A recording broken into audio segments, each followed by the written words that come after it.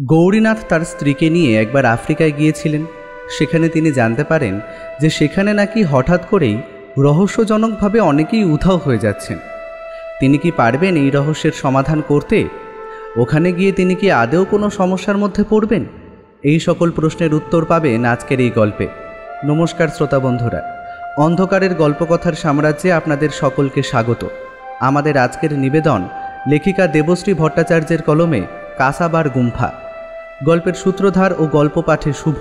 অন্যান্য চরিত্রে পার্থ, অধ্যায়, অভিযান, অভিষেক, রাজ, আরএনএম অভিষেক ও রৌনক। শুরু হতে চলেছে আজকের গল্প কাসাবার গুম্ফা।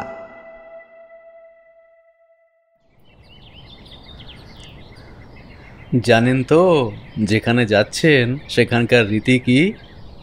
একখানা সিংহ না মারলে সেখানকার পুরুষদের বিয়ে হয় না, তাও আবার কোনো অস্ত্র ছাড়া। সিংহের লেজ ধরে ঘুরিয়ে আছাড় মারতে হবে।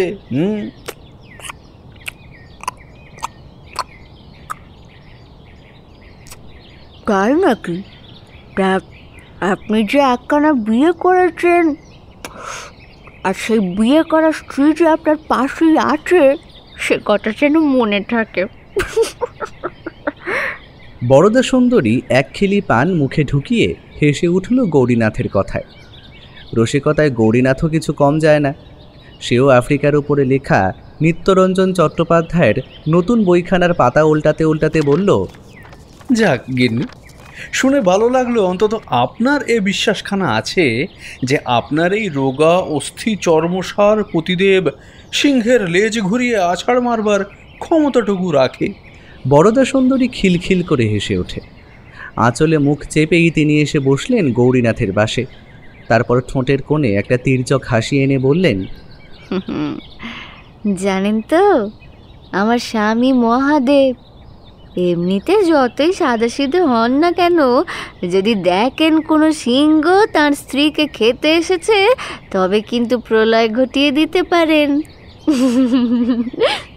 গৌরীনাথ ভুরু কুঁচকে কানের পেছন চুলকে একটু লজ্জিত মুখে বললেন, তা গৌরীনাথকে মহাদেব তো বলাই চলে।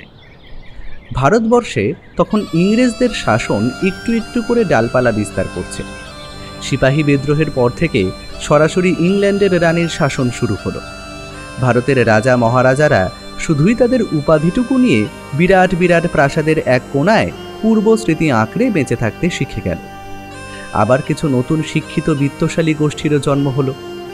গৌরীনাথের বাবা পিনাকনাথ লোহার ব্যবসা করে বেশ ধনী হয়ে উঠেছিলেন। তবে শুধু যে অর্থ উপার্জন করে সিন্দুক বোঝাই করেছেন তা নয়, তার সাথে সাথে একটা নতুন শখও আমদানি করেছেন। নতুন নতুন দেশ দেখা। যে দেশের মানুষ এতকাল স্বাস্থ্য উদ্ধার করতে পশ্চিমে গেছে, সে পশ্চিম ঘাটশিলা দেওঘরের চেয়ে দূরে নয়। ধর্ম করতে বড়জোর কাশী বৃন্দাবন। সে দেশের মানুষ হয়ে পিনাকনাথ কথায় কথায় জাহাজে চড়ে ইংল্যান্ড, আয়ারল্যান্ড ঘুরে এসেছেন।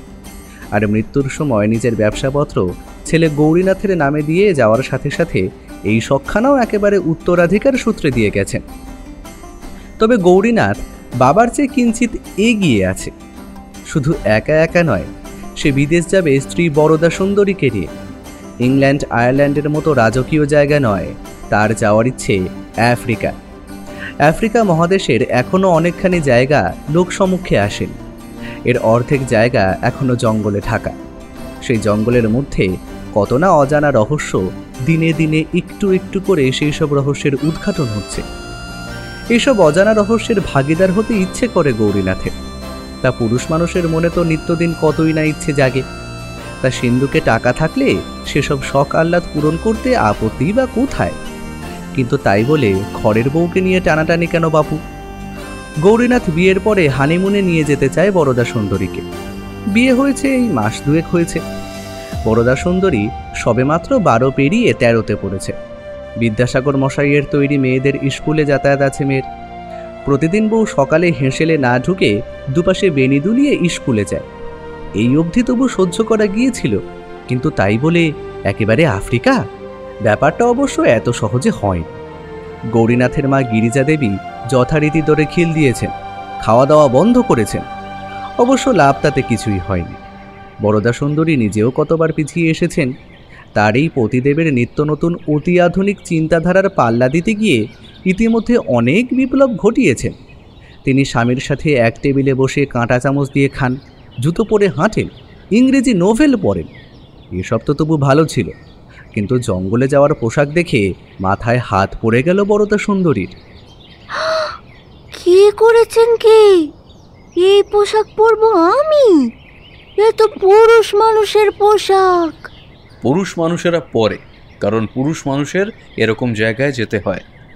মেয়েরা গেলে মেয়েদেরও এরকম পোশাক পরতেই হবে বই কি। সেবার বড়লাটের বাড়ি নিয়ে গেলেন যে পোশাক পরিয়ে, সেইখান পরি অন্তত, তাতে তবু একটু মেয়েলি ভাব আছে। বড়লাট ফার্গুসন সাহেব ফোর্ট উইলিয়ামে একটি অনুষ্ঠানে গৌরীনাথকে সস্ত্রীক নিমন্ত্রণ করেছিলেন। গৌরীনাথ সেখানে তার স্ত্রীকে গাউন পরিয়ে নিয়ে গিয়েছিলেন। বাড়ি ফেরার পর গিরিজা দেবী তাকে পাক্কা 2 মিনিট গঙ্গায় ঘাড় ধরে ডুবিয়ে রেখেছিলেন। তবু সে পোশাক বরদা সুন্দরীর ভালো লেগেছিল। কিন্তু এ যে পুরো দস্তুর পুরুষের পোশাক, চাপা প্যান্ট, সাদা শার্ট, ওপরে লেদারের জ্যাকেট, পায়ে বুট জুতো, এই পোশাক গিরিজা দেবী দেখলে যে আর গঙ্গা ছেড়ে উঠতে দেবে না বরদা সুন্দরীকে। আহা, সবসময় কি আর এইসব পোশাক পরে থাকবেন নাকি আপনি? শুধু যেদিন আমরা জঙ্গলে যাব সেই দিন পরবেন। জঙ্গলে অনেক বিষাক্ত পোকা থাকে না, শাড়ি, ধুতি, গাউন এসব পোশাকে জঙ্গলে যাওয়া চলে না। আপনি তো কোনোদিনও জাননি, গেলে এই পোশাকের উপকারিতা বুঝবেন। বরদা সুন্দরী ক্ষান্ত দেন। এই 2 মাসেই সে এটুকু বুঝে গেছে তার স্বামীর সাথে তর্কে সে পারবে না। সে অবশ্য বাংলাদেশের কোনো মেয়েই পারে না। তবে সকলের সাথে বরদা সুন্দরীর ভাগ্যের কিঞ্চিত অমিল আছে। অন্য স্বামীরা তাদের স্ত্রীদের তর্ক করার অবসরই দেন না, আর গৌরীনাথ চায় তার স্ত্রী তার ভুল ধরুক, তার সাথে তর্ক করুক, কিন্তু শেষ পর্যন্ত জয় তারই হয়। বরদা সুন্দরীর হাড়ির মতো মুখ দেখে গৌরীনাথ হাসতে হাসতে বলে, আহা, অত চিন্তা করবেন না।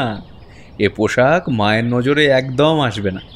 আপনি যেখানে এ পোশাক পরবেন, ভারতবর্ষের একমাত্র আমি ছাড়া কেউ সেখানে থাকবে না। তাহলে আর অসুবিধা কোথায়? হ্যাঁ, তবে একখানা ছবি আমি তুলে রাখব। যখন ভারতবর্ষ আধুনিক হবে, মেয়েরা আধুনিকতায় পুরুষ মানুষকেও হার মানাবে, সেদিন লোকে হয়তো এই প্রাসাদের ভগ্নাবশেষ দেখতে এসে কোনো এক কুলুঙ্গির আড়াল থেকে খুঁজে পাবে আদ্যিকালের এক ভারত ললনার প্যান্ট, শার্ট, লেদার জ্যাকেট পরা শিকারীর মতো ছবি। আপনি যে কি বলেন না, কথার কোনো আগল নেই। বরদা সুন্দরী আঁচলে মুখ ঢেকে পালিয়ে যেতেই যাচ্ছিলেন, তার আগে গৌরীনাথ তার হাত ধরে টেনে নিলেন নিজের দিকে। খাস বাগদাদ থেকে কি এক আতর আনিয়েছে গৌরীনাথ। সেই আতরে কেমন যেন এক ঝিম ধরা গন্ধ। একবার নাকে গেলেই আপনা থেকে 2 চোখ বুজে আসে বরদা সুন্দরীর। গৌরীনাথের বুকের ওপর মাথা এলিয়ে প্রাণ ভরে সেই গন্ধের স্বাদ নেয় বরদা সুন্দরী। নানা কল্পনা, নানা বাকবিতণ্ডা, সাপ অভিসম্পাত, আশা নিরাশার পর অবশেষে এলো সেই দিনটা। গৌরীনাথ স্ত্রী বরদা সুন্দরীকে নিয়ে বের হলেন হানিমুনে। সে এক লম্বা যাত্রা। প্রথমে কলকাতা থেকে বোম্বে ট্রেনে, তারপর জাহাজে দীর্ঘ 1 মাসের পথ আফ্রিকার নাইরোবি। এরা তো কালো কেন? বড়লাটের আমন্ত্রণে ফোর্ট উইলিয়ামে গিয়ে মেম সাহেবদের মতো প্রথমবার এত সামনে দেখে এর ঠিক উল্টো প্রশ্নটাই করেছিল বরদা সুন্দরী। চুপ, এমন বলতে নেই। এক এক দেশের আবহাওয়া এক এক রকম। আবহাওয়ার কারণে গায়ের রং বদলায়। এদেশের মানুষদের সিংহ, হাতি, হায়না এদের সাথে লড়াই করে বাঁচতে হয়, তাই এদের শরীরে অনেক জোর। পরিবেশ, প্রকৃতি মানুষের শরীরের বাইরেটাকে তৈরি করে, আর ভিতরটা তৈরি করার ভার তার নিজের ওপর। এসব জানার জন্যই তো বাইরে আসতে হয়, নানা দেশ ঘুরে ঘুরে দেখতে হয়। ভিক্টোরিয়ান লেকের চারপাশ ঘিরে একটা নতুন ট্রেন লাইন হয়েছে। নাইরোবি থেকে ট্রেন ছাড়বে, তানজানিয়া, কেনিয়া আর ইউগান্ডা ঘুরে ট্রেনটা 3 দিন বাদে আবার ফিরে আসবে নাইরোবিতে। মাঝে মাঝে বিভিন্ন জায়গায় ঘন্টা কয়েকের জন্য বিশ্রাম। উপজাতিদের গ্রাম ঘুরে দেখা যায়, তাদের সাথে নাচ গান, খাওয়া দাওয়া করে আবার ট্রেনে উঠে বসা। ট্রেনটা খুব ছোট, মাত্র 5টা কামরা। তার মধ্যে একটা কামরা ডাইনিং হল, একটায় ট্রেনের কর্মচারীরা থাকে, আর 3টি কামরা 3 জোড়া অতিথির জন্য। মাসে একবার করে এই ট্রেন ছাড়ে নাইরোবি থেকে। সারা পৃথিবী থেকে বিত্তশালী শৌখিন মানুষরা দরখাস্ত করেন এই ট্রেন ভ্রমণের সাক্ষী হওয়ার জন্য। এমন সময় সাহেবের গলা ভেসে আসে, No, sir. We can't allow you, sir. নাইরোবির একটি হোটেলে আছে গৌরীনাথ আর বরদা সুন্দরী। কাল এখান থেকেই ট্রেন ছাড়বে। স্টেশনের খুব কাছেই হোটেলটা। হোটেলের বারান্দা থেকে ট্রেন দেখা যায়। হানিমুন কাপলদের জন্য ট্রেন বলে ট্রেনটাকে সাজানো হচ্ছে খুব সুন্দর করে। লাল বেলুন আর গোলাপ দিয়ে সামনেটা সাজানো প্রায় শেষ। বরদা সুন্দরী বারান্দায় দাঁড়িয়ে দাঁড়িয়ে এতক্ষণ সেটাই দেখছিল মন দিয়ে। হঠাৎ ছন্দপতন হলো একটা ভয়ঙ্কর গম্ভীর গলায় একটানা ভাঙা রেকর্ডের মতো একই কথা বলে যাওয়ায়। এক সাহেব, রোগা দুর্বল শরীর, গায়ের জামা কাপড়ও শতছিন্ন, বারবার হোটেলের ভেতরে ঢোকার চেষ্টা করছে। আর দশাশই চেহারার এক আফ্রিকান ভদ্রলোক তাকে বারবার আটকাবার চেষ্টা করছে। বরদা সুন্দরী গৌরীনাথকে ব্যাপারটা দেখার কথা বলতে গিয়ে দেখে সে ততক্ষণে নিচে চলে গেছে। What happen brother? What does he want? লোকটা পাগল হতে পারে হয়তো, পোশাক আশাক তো তেমনই বলছে। বরদা সুন্দরী তাড়াতাড়ি নিচে এসে তার স্বামীকে আটকালো। ছেড়ে দিন না, বিদেশ বিবুয়ে কি দরকার বলুন দেখি, কোনো পাগলে কি করেছে তা দেখার। লোকটা কি সত্যিই পাগল? পাগল হলে বলতে হবে বেশ বড় লোক পাগল। বরদা সুন্দরী হাঁ করে তাকিয়ে থাকে গৌরীনাথের দিকে। আসলে লোকটা যে কোট পরে আছে তার দাম এই বাজারে প্রায় $1000। গথিক কোম্পানির, অক্সফোর্ডের বাজারে দেখেছিলাম, কিনতে পারিনি। বরদা সুন্দরী লোকটার ছেঁড়া ফাটা কোটের দিকে তাকিয়ে ভাবতে বসলো, এটার এত দাম? গৌরীনাথ স্ত্রীর মুখের অমন ভাব দেখে ফিসফিস করে বলল, সখী, জহুরি ঠিক চিনতে পারে কোনটা কাঁচ আর কোনটা হিরে, বুঝলেন? কয়লার মধ্যে লুকিয়ে থাকলেও হীরের চমক কিছুতেই আটকানো যায় না। স্যার, আপনি একদম ঠিক ধরেছেন। পেছন থেকে কথাটা শুনেই চমকে উঠল গৌরীনাথ। এমন বিদেশ ভুভিয়ে এসে বাংলায় কথা শুনলেই মনটা কেমন চঞ্চল হয়ে ওঠে। বরদা সুন্দরীর মুখেও একটা মোলায়েম হাসি ফুটে উঠেছে। আরে বাঙালি নাকি? নাইরোবিতে বাঙালি? বাবা, ভাবতেও তো পাচ্ছি না। আগে হ্যাঁ স্যার, আমি আপনাদের ওই ট্রেনের রাঁধুনি। আগে আমি এই ডালহৌসি সাহেবের রাঁধুনি ছিলাম। এখানের এই হানিমুন ট্রাভেলসের ম্যানেজার হাউটুন সাহেব একবার কলকাতায় গিয়ে আমার রান্না খেয়ে খুব খুশি হয়েছিলেন। যখন এই ট্রেনটা চালু হলো তখন তিনি আমাকে চিঠি দিয়ে ডেকে পাঠালেন। আমিও নতুন দেশ দেখবার আশায় চলে এলাম। গৌরীনাথ যেন আয়নায় নিজেকে দেখতে পেল। আহা, তাহলে সে একা নয়। বাংলাদেশের অনেক মানুষের মনেই তবে নতুন দেশ দেখার ইচ্ছে জাগে। তা তোমার নাম কি? হরিদাস। বাহ, তা তুমি ওই সাহেবের ব্যাপারে কি যেন বলছিলে? হরিদাস একবার চারিদিকটা দেখে নিল। আপনি ওপরে যান স্যার, আমি জুস নিয়ে আসছি। এখানে যদিও কেউ বাংলা বোঝে না, কিন্তু আপনার সাথে কথা বলছি দেখলে লোকে আবার সন্দেহ করবে। আমি আসছি স্যার, আপনি ওপরে যান। লোকটার চোখে মুখে যেন হালকা একটা আতঙ্কের ছোঁয়া। চারিদিকে তাকিয়ে লোকটা যেন হঠাৎই কিচেনের দিকে চলে গেল। বরদা সুন্দরী হাঁ করে তার স্বামীর দিকে চাইল। লোকটার চোখ মুখের অমন ভঙ্গি তো গৌরীনাথের মনেও একটা হালকা ভয় ধরিয়েছে। কিন্তু বরদা সুন্দরীকে সেই ভয়ের আঁচ দিতে সে চায় না। সে আলতো চাপ দিল তার হাতে। লজ্জায় লাল বর্ণ হয়ে উঠল বরদা সুন্দরী। এই কি হচ্ছে কি? লজ্জা শরমের মাথা খেয়েছেন নাকি? ওই দেখুন। চোখের ইশারা দিয়ে দেখালো গৌরীনাথ। রাশিয়া থেকে আগত এক দম্পতি তখন সর্বসমক্ষে চুম্বনরত। সে দৃশ্য দেখে বরদা সুন্দরী আঁচলে চোখ থেকে পালিয়ে বাঁচল। সন্ধে হয়ে এসেছে। হরিদাস সেই যে জুস বানাতে কিচেনে গেল, তারপর আর তার পাত্তা নেই। গৌরীনাথ বেশ কিছুক্ষণ বারান্দায় পায়চারি করে নিজের ঘরেই এসে বসেছে। একখানা ইজি চেয়ারে মাথা এলিয়ে বসে আছে সে। ওদিকে বরদা সুন্দরী একটা জটিল পাটিগণিতের হিসাব নিয়ে ব্যস্ত। বেড়াতে এসেও পড়াশোনার যাতে কামাই না হয় তাই গৌরীনাথ বইপত্র সব সঙ্গে করেই নিয়ে এসেছেন। নিদেন পক্ষে হাতের লেখা আর অঙ্ক রোজ করা যায়। হঠাৎ দরজায় একটা আওয়াজ শোনা গেল। সোজা হয়ে বসল গৌরীনাথ। এসো হরিদাস। মাফ করবেন স্যার, একটু দেরি হয়ে গেল। জুসের গ্লাস দুটো টেবিলে রেখে বিনা ভনিতাতেই শুরু করে দিল হরিদাস। স্যার, আপনারা কাল হানিমুন ট্রেনে যাবেন, কিন্তু জায়গাটা ভালো নয় স্যার। কেন? এর আগে তিনবার একটা দুর্ঘটনা হয়েছে। মালিকরা পয়সার লোভে সব চেপে যান, কিন্তু আপনি আমার দেশের লোক শুনে আপনাকে আমি কি করে ওই বিপদের মুখে যেতে দিই বলুন তো? গৌরীনাথ খানিকটা অবাক হয়ে যায়। কোনো দুর্ঘটনার কথা তো শোনেনি সে। কি হয়েছে গো, একটু খুলে বলো তো। আসলে ট্রেনটা যখন মাসাইদের গ্রামে সন্ধে কাটিয়ে উগান্ডার দিকে যায়, তখনই কোথা থেকে যেন প্রায় 1000 খানেক শুঁয়োপোকা চলে আসে রেল লাইনে। ওদের শরীরের আঠায় কি জানি কি করে ট্রেনটা লাইন ছাড়িয়ে মাঠে নেমে যায়। রাতের অন্ধকারে আফ্রিকার জঙ্গল একটা ভয়ঙ্কর ব্যাপার। এর চেয়ে ভয়ানক জিনিস পৃথিবীতে আর কিছু নেই। এই অন্ধকারেই শুরু হয় সিংহের আক্রমণ। আমাদের ট্রেনের মাসায় গার্ড থাকে, ওরা নাকি সিংহের গন্ধ 1 যোজন দূর থেকেও বুঝতে পারে। অথচ এখানে কি যে হয় ওরা কেউ কিচ্ছুটি টের পায় না। রাতের অন্ধকারে ট্রেনের ওপর ঝাঁপিয়ে পড়ে তিনটে সিংহ, প্রায় লন্ডভন্ড অবস্থা। তারপর কোনো এক মহিলাকে টানতে টানতে নিয়ে চলে যায় 3টে সিংহ।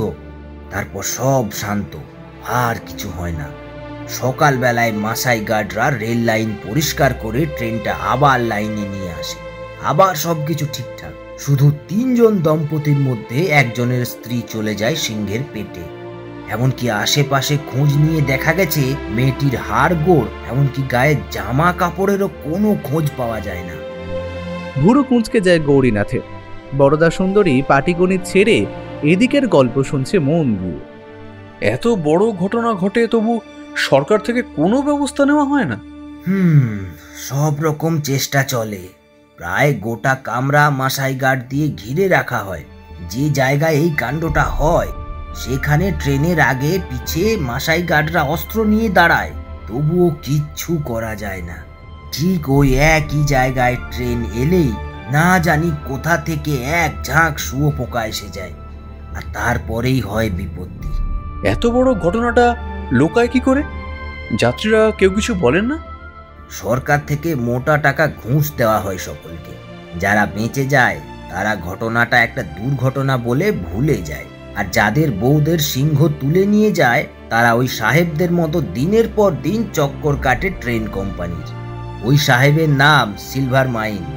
স্কটল্যান্ডের খুব ধনী পরিবারের ছেলে। আগের মাসেই এই সাহেবের বউকে সিংহরা টেনে নিয়ে গেল। সেই থেকে সাহেব এখানে ঘুরে বেড়ায়। সকলকে বলে ওই জঙ্গলে নাকি ওর বউকে আটকে রাখা হয়েছে।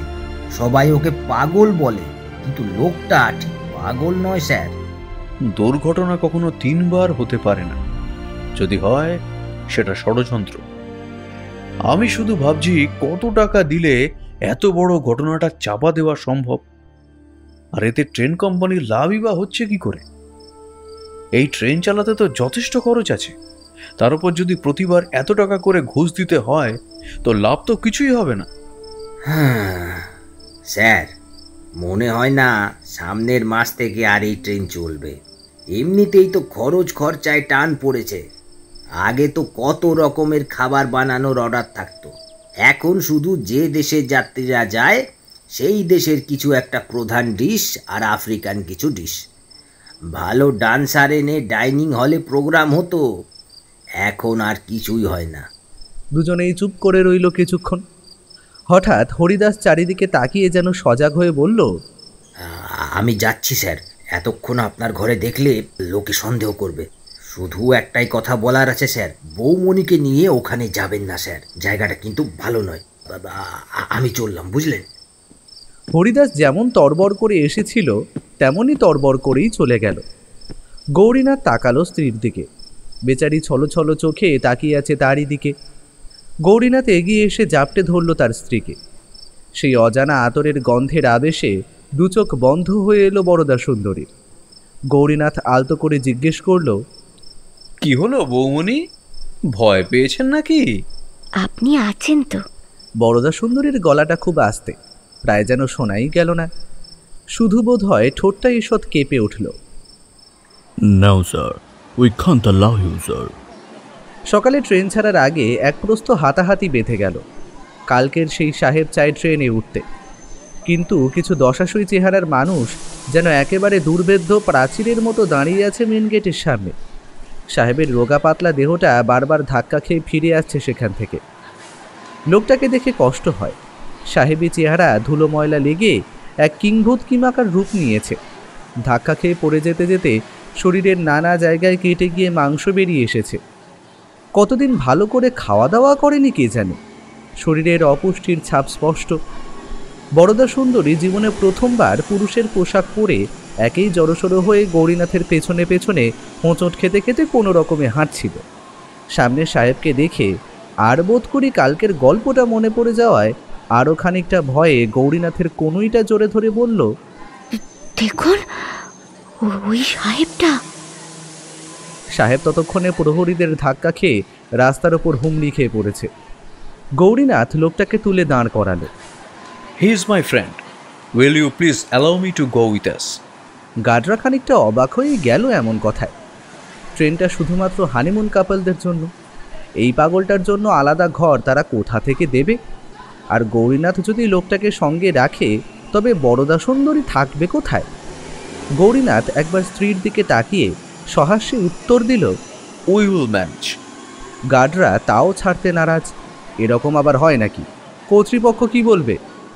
গৌরীনাথ এবার গটগট করে কর্তৃপক্ষের অফিসে গিয়ে কি যেন বলল। একটু হয়তো বাগবিতণ্ডা হলো, তারপর আবার হাসতে হাসতে একেবারে লিখিত অনুমতিপত্র নিয়ে এসে হাজির করল। গার্ডরা খানিকটা অবাক, খানিকটা আবার বিরক্ত। কিন্তু গৌরীনাথ একজন সাহেবের বদলে দুজনের ভাড়া দিয়েছে। ট্রেন কোম্পানির অবস্থা সত্যিই খারাপ, টাকার গন্ধ পেয়েই রাজি হয়ে গিয়েছে। বরদা সুন্দরী সাহেবের জামা কাপড়ের দিকে তাকিয়ে বলল, সাহেব এইভাবে যাবেন নাকি? সত্যিই তাই, সাহেবের জামা কাপড়ের অবস্থা খুবই খারাপ। এভাবে একটা সভ্য সমাজে সকলের সাথে যাওয়া চলে না। গৌরীনাথ সাহেবের দিকে তাকিয়ে বলল, ট্রেন ছাড়তে এখনো কিছুটা সময় বাকি আছে, আপনি বরং স্নান করে অন্য জামা কাপড় পরে নিন। 10 মিনিট পরেই ট্রেন ছেড়ে দিল। ট্রেনের অর্ধেকই ভরে আছে মাসাই গার্ডে। 3টে কাপলদের কামরায় গৌরীনাথ আর বরদা সুন্দরী ছাড়া আছে রাশিয়া থেকে থালিকফ দম্পতি, আমেরিকা থেকে আছে গডভিন দম্পতি, আর অস্ট্রেলিয়া থেকে এসেছে জোয়া দম্পতি। একমাত্র সিলভার মাইন এখানে বেমানান, তিনি বোধহয় নিজেও সেটা বুঝেছে। ডাইনিংয়ের একপাশে গুমড়ে গুমড়ে বসে আছে। কেউ পাশ দিয়ে গেলে গুটিয়ে একপাশে কুঁকড়ে নিজেকে যতটা সম্ভব ছোট করে রাখার চেষ্টা করছে। গায়ে গৌরীনাথের জামা প্যান্ট কোট। গৌরীনাথ একটা চুরুট খেতে খেতে এগিয়ে দিল মাইনের দিকে। You want to smoke? মাইন মাথা নাড়ল। বরদা সুন্দরী দাঁড়িয়ে আছে গৌরীনাথের পেছনে। এক্ষেত্রে তাকে অভিবাদন করতেই হয়। মাইন উঠে দাঁড়িয়ে টুপি খুলে অভিবাদন করতে গিয়ে দেখল তার মাথায় টুপি নেই, নিজের টুপিটা হারিয়ে গেছে। গৌরীনাথ বিশেষ টুপি ব্যবহার করে না বলে একখানা মাত্র টুপিই আছে, সেটা সে নিজের কাছেই রেখেছে। নিজেকে সামলে নিয়ে মাইন একটু হেসে বলল, তোমার স্ত্রী খুব সুন্দর। She is as beautiful as a newly bloomed rose. Barada সুন্দরী সাহেবের কাছে নিজের প্রশংসা শুনে কুঁকড়ে আরও পেছনে চলে এল। গৌরীনাথ এগিয়ে গিয়ে সামনের চেয়ারে বসল। আরে বাহ, তুমি তো খুব সুন্দর বাংলা বলো। তা কলকাতায় ছিলে বুঝি? না, আমি কখনো ক্যালকাটা যাইনি। অনেক বছর আগে একবার মাদ্রাস গিয়েছিলাম, বাট আমি জানি তোমার দেশ ইন্ডিয়া খুব সুন্দর, আর তার চেয়েও ভালো তোমরা বেঙ্গলিরা। কেন বলো তো? ও, তোমাকে ট্রেনে আমাদের সঙ্গী করেছি বলে বুঝি এমন কথা বলছো? না, আমার মা বাঙালি, আমি তার কাছ থেকেই বেঙ্গলি শিখিয়াছি। সত্যি?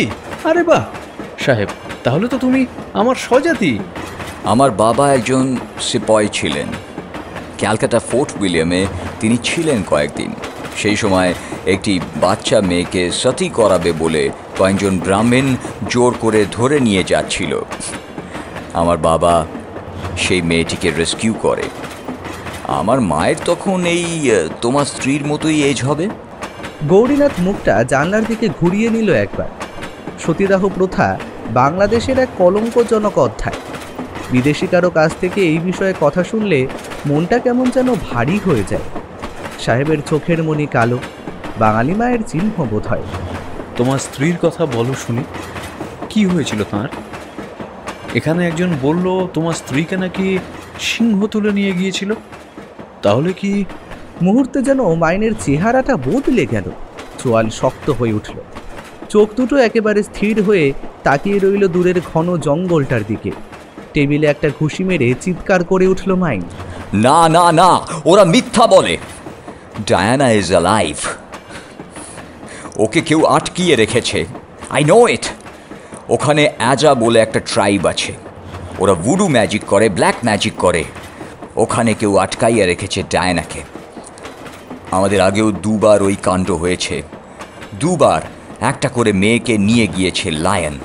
ইউ টেল মি, লায়ন শুধু মেয়েদের শিকার কেন করে? Is female meat is more delicious than a man? একটা কথা বলবো মাইন, তোমাদের সাহেবদের কিন্তু একটা খুব বড় বদ অভ্যাস আছে। তোমরা ভারতে গিয়েও আদিবাসীদের আচার আচরণকে ব্ল্যাক ম্যাজিক আখ্যা দিয়েছ। এমনকি আমরা বিয়ের অনুষ্ঠানে উলু দিলেও তোমরা বলো আমরা নাকি ম্যাজিক করছি। তোমরা তোমাদের রিচুয়াল ছাড়া আর কোনো কিছুকে বিশ্বাসই করতে চাও না, তাই না?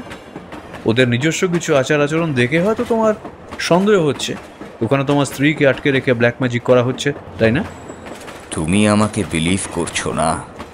মাইন বোধহয় গৌরীনাথের উপর একটু বেশি ভরসা করেছিল। এখন সেও সেভাবে তাকে বিশ্বাস করছে না দেখে একটু হতাশ হয়ে পড়ল।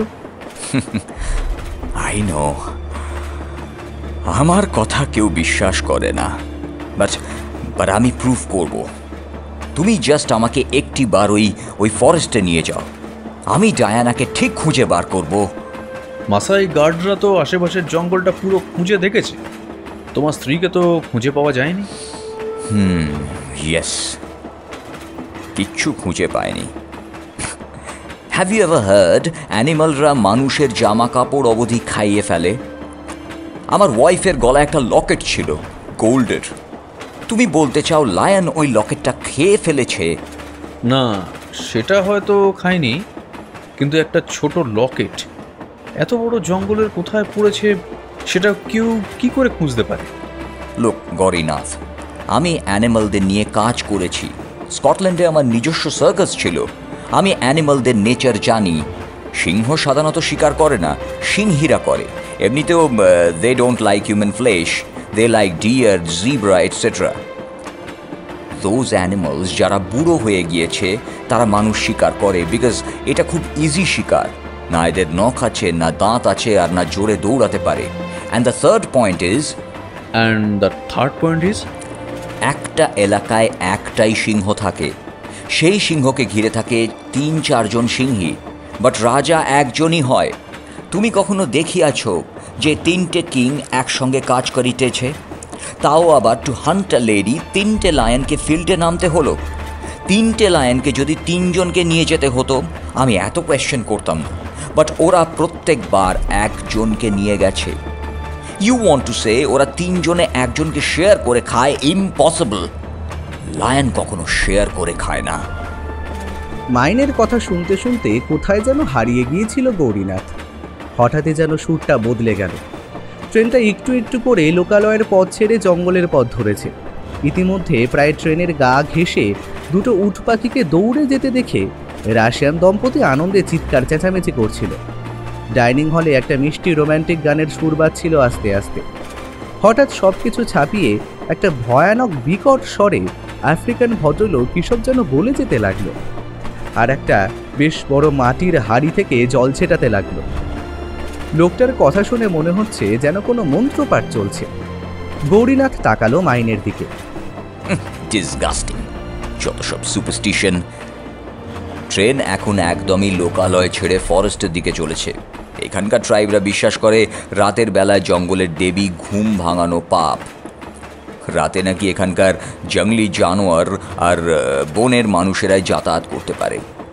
ট্রেন চালিয়ে এখানকার জঙ্গলের দেবীর ঘুমে ডিস্টার্ব করা হয়, সেই জন্যই এখানে নাকি দুর্ঘটনা ঘটে। তাই প্রতিবার এই লোকটা আসে আর ওই কলসি থেকে জল ছড়ায়। এই জলে নাকি নানা জন্তুর গায়ের গন্ধ লাগানো আছে। এটা ছড়িয়ে দিলে নাকি জঙ্গলের দেবী বুঝতে পারে না। ভাবে এই ট্রেনটাও আসলে একটা জন্তু। তুমি ভাবো একবার, হোয়াট আ জোক! এরা গডের সাথে ধোঁকা করে। গৌরীনাথ হেসে ফেলল। যুগে যুগে ভগবানকে মানুষ তার নিজের মতোই বানিয়ে নিয়েছে। নিজের দুঃখ, কষ্ট, অশান্তি, অভিযোগ, ষড়যন্ত্রর গল্পের আদলে তারা ভগবানের সংসারের গল্প কল্পনা করে নেয়। তেমন করে নিজেরা যেমন করে অন্যকে ফাঁকি দিয়ে কাজ হাসিল করে, তেমন করে মাঝে মাঝে ভগবানকে ফাঁকি দিয়ে কাজ হাসিল করতে চায়। ইস মাগো, কি গন্ধ! চিৎকার করে উঠল বরদা সুন্দরী। আফ্রিকান ভদ্রলোক এখন ট্রেনের গায়ে জল ছেটানোর পরে ট্রেনের যাত্রীদের গায়েও জল ছেটাতে শুরু করেছে। ট্রেনের কর্মচারীরা দেখা গেল নিজেরাই সামনে গিয়ে গিয়ে জলের ছিটে নিয়ে আসছে। হরিদাসকে দেখা গেল একদম লোকটার পায়ের ওপর উপুড় হয়ে পড়ে জলের ছিটে নিয়ে এলো। রাশিয়া, আমেরিকা আর অস্ট্রেলিয়া থেকে যারা এসেছিলেন তারা খানিকটা ভ্যাবাচাকা খেয়ে তাকিয়ে আছে। তবে আপত্তি নেই কারো মুখে। সকলেই নবদম্পতি, নিজেদের নিয়ে মশগুল। আর এইসব তথাকথিত অসভ্য দেশে এলে এমন কিছু উদ্ভট পরিস্থিতির সম্মুখীন তো হতেই হবে। সেই হিসেবেই তারা নিজেদের মানিয়ে এসেছে।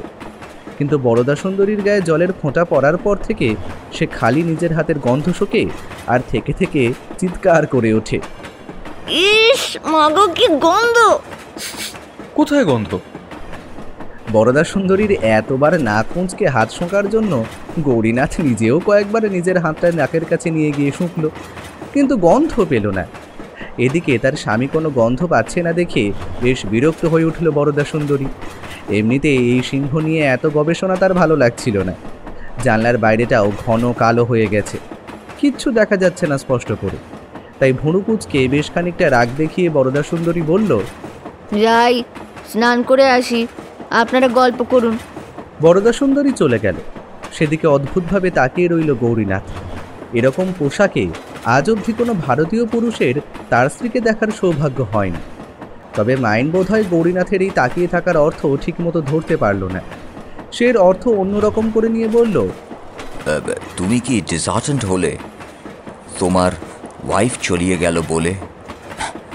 মহিলাদের ঘ্রাণ শক্তি সিংহের থেকেও বেশি। ডায়ানাও এইভাবেই চেঁচামেচি করেছিল গন্ধ টন্ধ বলে, বাট আমি কোনো গন্ধ পাইনি। সিংহের ঘ্রাণ শক্তি খুব বেশি? Yes, of course, even I know incident. একটা লায়ন 3টে স্টেটে ঘুরেছিল তার সঙ্গীকে খোঁজার জন্য, জাস্ট লাইক মি। আমিও ডায়ানাকে খুঁজে চলেছি। গৌরীনাথ তাকালো অন্য মহিলাদের দিকে। রাশিয়ান, আমেরিকান আর অস্ট্রেলিয়ান দম্পতি আবার নিজেদের নিয়ে মেতে উঠেছে। সেই রাশিয়ান দম্পতি আবার চুম্বনরত, তাদের মধ্যে তো কোনো হেলদোলই নেই। ওরা কিছু বুঝছে না? মাইন বোধহয় প্রথম ব্যাপারটা উপলব্ধি করলো। খানিকটা অবাক হয়ে তাকিয়ে রইল ওই মহিলাদের দিকে। বোধহয় অতটা বদার করছে না। হবে হয়তো। কি স্যার, সব ঠিক আছে তো? আজ ডিনারে কচি পাঁঠার ঝোল করেছি শুধু আপনাদের জন্য। হরিদাস হাসতে হাসতে এগিয়ে এসেছিল। গৌরীনাথের অবশ্য খাওয়া নিয়ে খুব একটা মাথা ব্যথা নেই। এদিক দিয়েও সে আর 5টা বাঙালি পুরুষ মানুষের থেকে আলাদা। তাই কচি পাঁঠার ঝোলের কথায় আপ্লুত না হয়ে সে ওই দূরে মিলিয়ে যাওয়া আফ্রিকান ভদ্রলোকের দিকে তাকিয়ে বলল, কে হরিদাস? তুমি চেনো? মনে হলো যেন সাক্ষাৎ ঈশ্বরে নেমে এসেছে পৃথিবীতে।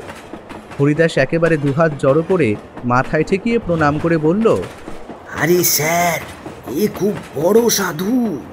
কাসাবা ভিক্টোরিয়া লেকের মাঝখানে অনেকগুলো দ্বীপের একটাই থাকে। ঠিক কোন দ্বীপে থাকে জানি না, তবে এখানে মানুষের যখনই দরকার হয় তখনই চলে আসে। আমি নিজের চোখে দেখেছি। সাপে কাটা মানুষ। এ আফ্রিকার সাপ, বুঝছেন তো? একছো বলে বাপের নাম ভুলিয়ে দেবে এমন সাপ। সেই সাপে কাটা মানুষ, শরীর একেবারে নীল হয়ে গেছে। সেই মানুষ এর ওষুধ খেয়ে একেবারে উঠে বসেছে। হাতি বুকের ওপর দিয়ে চলে গেছে, পাঁজর পুরো থেতলে গেছে। সেই মানুষের ওষুধ খেয়ে এখন লাফিয়ে বেড়ায়। গৌরীনাথ মুখে প্রশংসার ভঙ্গি করে বলল, বাহ, এ তো খুব ভালো ব্যাপার। কিন্তু এই যে ট্রেনময় জল ছিটিয়ে গেল, এতে কি হবে? মাইন বলল ট্রেনের গায়ে নাকি জন্তুর গন্ধ হবে। সে তো বুঝলাম, আমরা তো ট্রেনের মধ্যেই আছি, তা আমাদের গায়ে আবার আলাদা করে জল ছেটানোর কি দরকার? হরিদাস ভয়ে ভয়ে আবার চারিদিক দেখে নিল। তারপর প্রায় গৌরীনাথের কানের ওপর হুমড়ি খেয়ে বলল, যাতে সিংহ কারো ওপর আক্রমণ না করে। হরিদাসের কথার যুক্তি আছে, কিন্তু এভাবে তো লোকটা আগেও জল ছিটিয়েছে, তাহলে কেন সিংহ আক্রমণ করে? হরিদাসকে কথাটা জিজ্ঞেস করার আগেই দেখা গেল সে কোথায় যেন চলে গেছে। ওদিকে বরদা সুন্দরী স্নান করে এসে গেছে, ভিজে চুল পিঠের ওপরে ফেলা, ভেজা ভেজা শান্ত মুখটা সত্যি সত্য ফোটা গোলাপের মতোই লাগছে, কিন্তু মুখটা এখনো কেমন যেন ভারী হয়ে আছে। গৌরীনাথ ইশারায় জিজ্ঞেস করলো, কি হয়েছে? গন্ধ। নাক মুচকে বলল বরদা সুন্দরী, এখনো গন্ধ? না, মাইন বোধহয় ঠিকই বলেছিল, মেয়েদের ঘ্রাণ শক্তি সিংহের থেকেও বেশি। সকালে ঘুম ভাঙতেই মনটা অসম্ভব খুশি খুশি হয়ে গেল। ভিক্টোরিয়া লেক ক্রমশ কাছে এগিয়ে আসছে। জঙ্গল এখানে খুব একটা ঘন নয়, আশপাশটা অনেকটাই ফাঁকা। মাসাইদের গরু চড়ছে এখানে। চোখ বুজে গৌরীনাথ একবার এই ছবিটার সাথে নিজের দেশের ভোরবেলার ছবিটা মেলাবার চেষ্টা করল।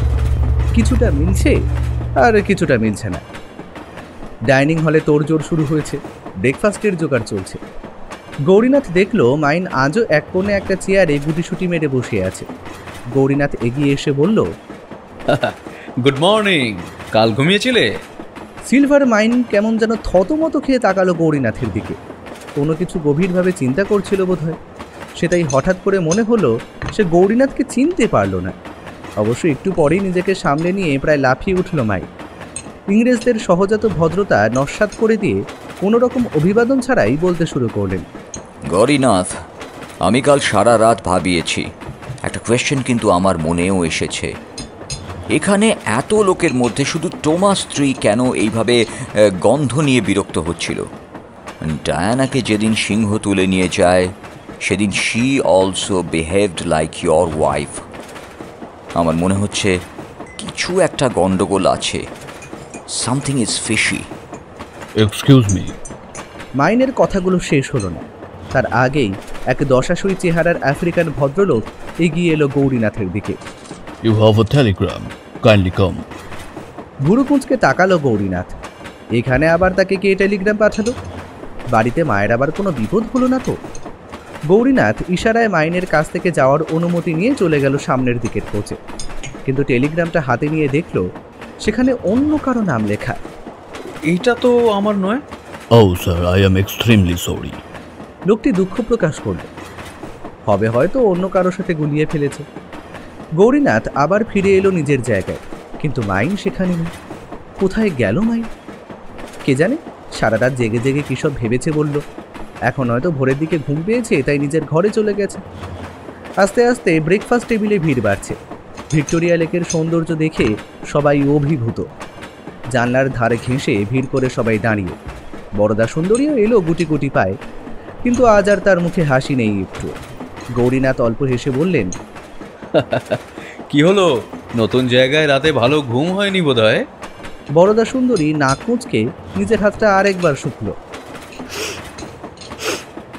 ওই গন্ধটা এখনো গন্ধ? গৌরীনাথ এবার স্ত্রীর হাতটা টেনে শুকতে গেল, কিন্তু বরদা সুন্দরী সরিয়ে নিল হাতটা। কি করছেন কি আপনি? লজ্জা শরমের মাথা খেয়েছেন নাকি? জানলার কাছে একটু হই হই চিৎকার শুনে গৌরীনাথ চমকে তাকালেন না। সেরকম কিছু নয়, দুটো বেবুন ট্রেনের মাথায় উঠে বসেছে, তারাই মাঝে মাঝে উঁকি দিচ্ছে জানলা দিয়ে। সে দেখেই খানিকটা ভয়ে আর খানিকটা আনন্দে চিৎকার করছে অন্যান্য যাত্রীরা। সারাদিনটা বেশ ভালোই কাটল, কিন্তু অদ্ভুত ব্যাপার, মাইনকে আর দেখা গেল না। গৌরীনাথ বেশ কয়েকবার তার ঘরের সামনে থেকে ফিরে এলো, দরজা ভেতর থেকে বন্ধ। সারাদিন ঘুমোচ্ছে মাইন? হতে পারে, কে জানে কতদিন পর একটু ভালো করে খাওয়া দাওয়া পাচ্ছে, শোয়ার জন্য সুন্দর বিছানা পাচ্ছে, তাই হয়তো অঘরে ঘুমোচ্ছে। আস্তে আস্তে সন্ধে নামলো আফ্রিকায়। ভিক্টোরিয়া লেকটা আবছা হয়ে যাচ্ছে আস্তে আস্তে। লেকের মধ্যে ছড়িয়ে ছিটিয়ে থাকা দ্বীপের অধিবাসীরা বোধহয় মশাল জ্বালানো শুরু করেছে। মনে হচ্ছে ওই বিশাল হ্রদের মধ্যে কারা যেন প্রদীপ জ্বালিয়ে রেখেছে। কিন্তু হানিমুন ট্রেনের ভেতরে কি যেন একটা পরিবর্তন হয়ে গেল। গার্ডরা সব সজাগ হয়ে বিশাল বিশাল রাইফেল নিয়ে ঘোরাঘুরি করছে। ট্রেনের গতিও যেন বেড়ে গেছে। হঠাৎ গ্রামোফোনের গানও থেমে গেছে। এতক্ষণে রোম্যান্টিক পরিবেশ বদলে গিয়ে হঠাৎই যেন কেমন একটা থমথমে ভয়ের পরিবেশ সৃষ্টি করল। গৌরীনাথ আরও একবার মাইনের ঘরের দিকে গেল। বড় অদ্ভুত ব্যাপার, লোকটা এখনও ঘুমোচ্ছে। খানিকটা অবাক হয়ে গৌরীনাথ দরজায় কয়েকবার ধাক্কা দিল। কোনো উত্তর এলো না। একটা লোক এতক্ষণ কি করে ঘুমোতে পারে? পাশ দিয়ে হরিদাস যাচ্ছিল। গৌরীনাথ তাকে ডেকে জিজ্ঞেস করল, কি ব্যাপার বলো তো? মাইনের ঘুম এখনো ভাঙছে না কেন? জানি না স্যার, কাল সারা রাত দেখেছিলাম জানলার কাছে বসেছিল। সাহেবরা কখন জাগে কখন ঘুমোয় কিছুই বোঝা যায় না। আপনি সাহেবকে ছাড়ুন, বৌমনির কাছে যান। কেন, কি হয়েছে বলো তো? আরে ট্রেন এক্ষুনি সেই জায়গাটা দিয়ে যাবে যেখানে প্রতিবার ওই রেল লাইনের ওপর দিয়ে শুঁয়োপোকার দল যায়, আর ওদের গায়ের আঠায় পিছলে যায় ট্রেনের চাকা। দেখছে না চারদিকে কেমন দৌড়োদৌড়ি পড়ে গেছে। গৌরীনাথ এতক্ষণে ট্রেনের চারদিকে চোখ বুলিয়ে ব্যাপারটা যেন উপলব্ধি করল, কিন্তু ততক্ষণে দেরি হয়ে গেছে। ট্রেনের সামনের দিকে ইঞ্জিনের কাছে একটা তুমুল শোরগোল শোনা গেল। তারপরে ছোট্ট ট্রেনটা প্রচণ্ড জোরে দুলে উঠল। হরিদাস টাল সামলাতে না পেরে ছিটকে গিয়ে পড়ল ট্রেনের দরজার কাছে।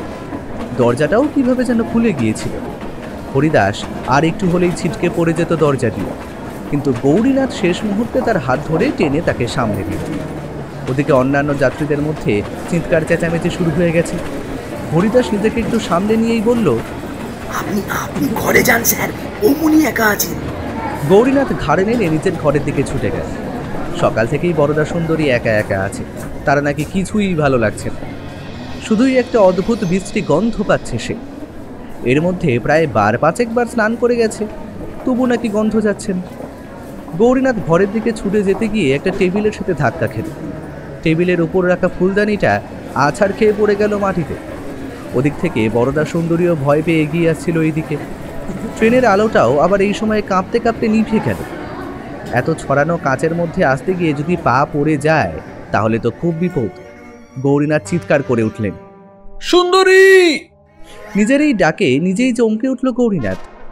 এর আগে সে কোনোদিন তার স্ত্রীকে নাম ধরে ডাকেনি। সাহেব শুভ মহলে নিয়ে গেছে, কিন্তু পরিচয় দিয়েছে শুধু আমার স্ত্রী বলে। আসলে কোনোদিন নাম ধরে ডাকার প্রয়োজনই পড়েনি। তবে এখন নামটা ধরে ডেকে বেশ ভালোই লাগছে।